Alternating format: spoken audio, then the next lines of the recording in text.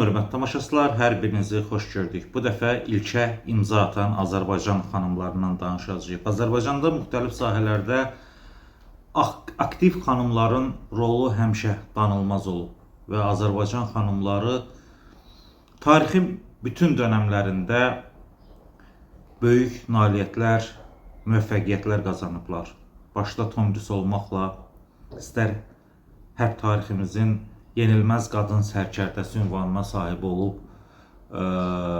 Kirin başını kəsən bir xanım kimi gələcək nəsillərə örnək olacaq bir nəfərdən danışmaq istəsək, istər diplomatiya tariximizin Sara xatunu, ilk diplomat qadınımız olan Sara xatundan danışmaq istəsək, günlər, saatlar, hətta verilişlər bir-birinə calanar. İlk təyyarəçi xanım Leyla Məmmədbəyova, eyni zamanda bu qadın şərq tarixinin ilk qadın pilotu olub və yaxud da Gəlin Qayası operasını yazan Şəfqə xanım Axundova, onun çox böyük, belə deyək də, ilk şərqdə yazan qadın bəstəkar kimi bütün şərq qadınlarının yoluna işıq salacaq bir missiyası olub, var və olacaq. Bir kiçik araşdırma eləmişəm, həmin araşdırmanı sizlərə təqdim eləmək istəyirəm. İlk kinoaktrisa, ilk xanım neft mühəndisi və ilk xanım kimyaçı akademik. Bunlar ayrı-ayrı xanımlar deyil, bir nəfərin nailiyyətidir. Hər üç sahəni yanaşı yazmağımız təsadüfi deyil, ona görə ki, İlk kimyaçı alimimiz Azərbaycanın ikinci akademik xanımı olan İzzət Orucova bu sahələrin hər üçündə ilk imza atıb. Eyni zamanda Cəfər Cabbarlının uzun çək-çevirdən sonra Sevil filmində eyni adlı obrazı oynamaqla ilk kinoaktrisa statusunu, ünvanını da qazanıb.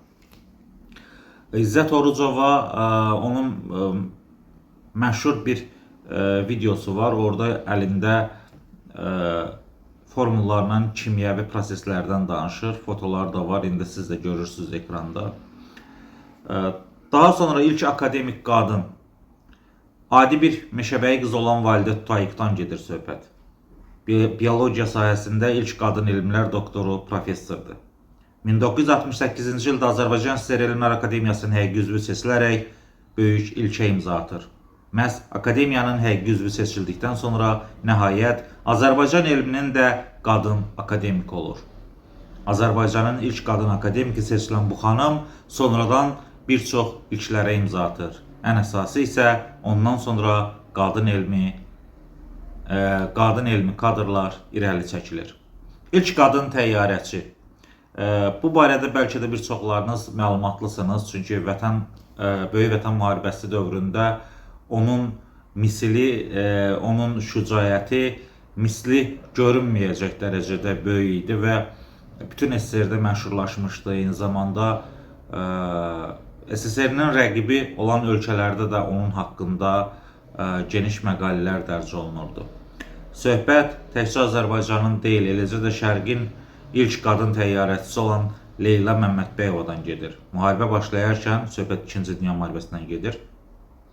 Mayor rütbəsinə qədər yüksələ bilmişdi, lakin yetkinlik yaşına çatmayan 4 uşağın anası olduğu üçün onu müharibəyə göndərmirlər. Buna baxmayaraq, SSR miqyasının ikinci, Şərqin isə birinci xanım təyyarəçisi olan Leyla Məmmədbəyova Azərbaycan tarixinə düşə bilir və bir sıra uğurlu əməliyyatların altında məhz Leyla xanımın imzası var. İlk xanım hərbi təyyarəçi. 2-ci Dünya müharibəsində hərbi təyyarəçi kimi yüksək nüfuz qazanan və kapitan rütbəsinə qədər yüksələn Züleyxa Seyidməmmədova sonradan yüksək postlara irəli çəkilir. Xanım Seyidməmmədova hətta bir müddət Azərbaycan SSR İctimai Təminat Naziri vəzifəsində də çalışır. İlk qadın baş redaktorumuz. 1911-ci ildə çap olunan ilk qadın jurnalı İşığın təsisçisi, dövrün maarifpərvər ziyalısı Xədicə Əlibəyova Azərbaycan mətbuat tarixinə ilk xanım baş redaktor kimi düşə bilir. Onun müəyyən faciəli həyatı da olub. bir çoxlarınız bilirsinizsə, hansı xanım haqqında daha ətraflı müfəssəl məlumatınız varsa videonun şərh bölməsində yaza bilərsiniz. İlk xanım opera müğənnisi, Azərbaycanın ilk xanım opera müğənnisi Şövkət Məmmədova Böyük Üzeyir Hacıbəylinin kadr tələbəsi olub. Hacı Zeynalabdin Tağıyevin maddi dəstəyi ilə Milanda konservatoriyanı oxuyan Şövkət xanıma həyatının ən pis vaxtlarında Üzeyir Hacıbəyli kömək eləyir.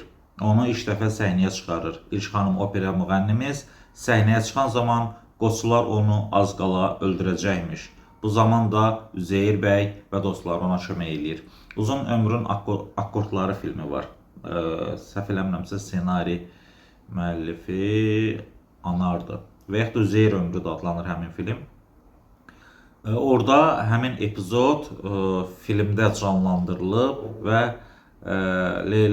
daha doğrusu Şövkət xanım orada özü də məsələyə münasibət bildirir, hadisənin necə olduğunu danışır. İlk xanım balerina. Azərbaycanın balet sahəsində ilk qaranquşu olan Qəmər Almazzadə adi bir çəkməçi qızı olub. Uzun müddət baletə gedəndən sonra atasına idmanla məşğul olduğunu deyərək aldadırmış. Lakin çox sonralar atası əsl həqiqəti bilir, qızının bu seçimi ilə barışır. Hərdən gizlicə teatra gedib tamaşaçılar arasından qızının ifasını izləyirmiş və ömrünün sonlarında qızına haqq qazandırır. İlk xanım nazirimiz diplomatiya sahəsində Sarı xatunun davamçıları müasir dövrdə təbii ki Tahirə Tahirov olub, Azərbaycan SSR-nin Xarici İşlər Naziri. O həm də neft sənayesi üzrə ali təhsil alan ilk Azərbaycanlı qadın mütəxəssis idi. 1940-cı ildə Azərbaycan Neft Elmi Tədqiqat İnstitutuna direktor təyin olunur. Böyük Vətən müharibəsi dövründə cəbhənin fasiləsiz neft təchizatına cavabdeh şəxslərdən biri məhz o idi. Tahirə Tahirova 1957-ci ildə Azərbaycan SSR Xarici İşlər Naziri vəzifəsinə təyin edilir. İcrasına 1959-cu ildən başlayır və 83-cü ildə nazirlikdəki fəaliyyətinə son qoyulur. SSR Ali Sovetinin 4-cü çağırış, Azərbaycan SSR Ali Sovetinin 3, 5, 7-ci çağırış deputatı da olmağı bacarır. İlk iki sahənin naziri olmuş ilk xanım isə Elmira Qafarovadır. Bu ayrı-ayrı vaxtlarda həm Xarici İşlər Naziri, həm də Təhsil Naziri olmuş Elmira Qafarova idi. 1983-87-ci illərdə Azərbaycan SSR Xarici İşlər Naziri vəzifəsində çalışır. 1987-1989-cu illərdə Elmira Qafarova Azərbaycan SSR Nazirlər Soveti sədrinin müavini vəzifəsində işləyir. 1989-cu il dekabrın 30-da Gəncə şəhərinin adının bərpa olunması, yəni tarixi adının bərpasından gedir söhbət. Və 1990-cı il martın 13-də Azərbaycan xalqının milli bayramı olan Novruz bayramının rəsmən qeyd edilməsi haqqında məhz Elmira Qafarova fərman imzalayır.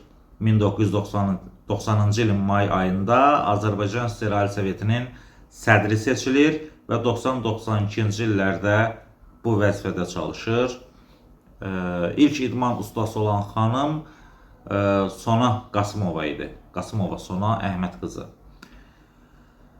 İlk qadın idmançılarımızdan biri olub. Azərbaycan SSR Əməkdar Bədən Tərbiyəsi və İdman Xadimi, Respublika dərəcəli hakim adlarına sahiblənən də ilk xanım məhz Sona xanımdır. İlk xanım olimpiya çempionu söhbət Zemfira Mehdəddinovadan gedir. Xatırlayıram 2000-ci ilin yayını, 20-ci əsrin son olimpiyadasını və orada Azərbaycana ilk qızıl medal gətirən məhz Zemfira xanım idi. Və stend atıcılığı üzrə bu nailiyyəti qazanmışdı. Sonradan onun bu uğuruna görə ölkə başçısı Zemfira xanıma şöhrət ordeni də təqdim eləmişdi. İlk xanım Qrosmeyster bu bir müddət Azərbaycan Şahmat Federasiyasının prezidenti kimi də çalışan Aynur Sofiyeva 1990-cı ildə Beynəlxalq Qrosmeyster adı almaqla Azərbaycan idman tarixində bir ilkə imza atır. Xanım Safiyeva hazırda Azərbaycan Ailə, Qadın və Uşaq Problemləri üzrə Dövlət Komitəsinin sədr müavinidir. İlk qadın riyaziyyatçı professor, Azərbaycanda ilk dəfə qadınlar arasında riyaziyyat üzrə elmlər doktoru adını almaq Tamilla Nəsirovaya nəsib olur.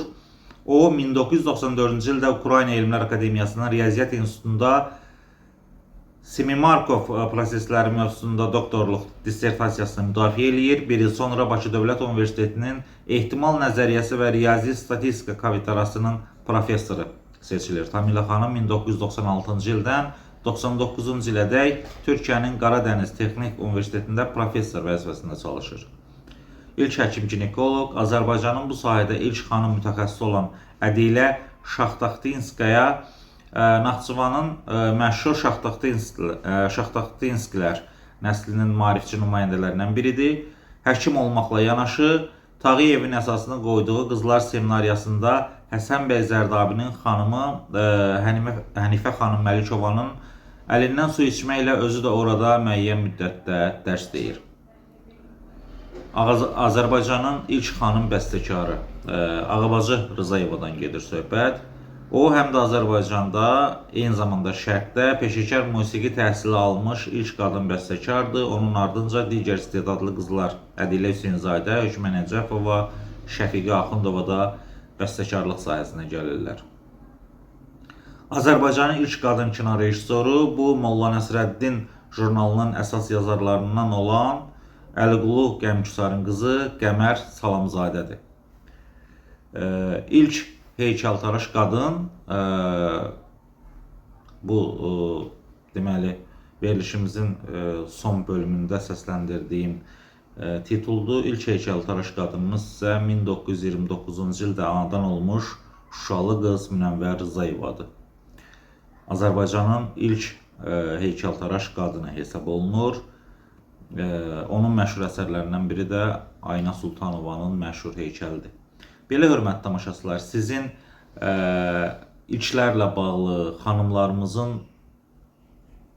imza atdığı birinci ilk olmağı hədəfləyən başqa hansı hadisələr varsa videonun şərh bölməsində yaza bilərsiniz. Bu videonu xüsusən mən həsr eləmək istəyirəm. Hazırda peşə seçmək istəyən qızlarımıza, abituriyentlərimizə, onlar gələcəkdə öz peşələrinə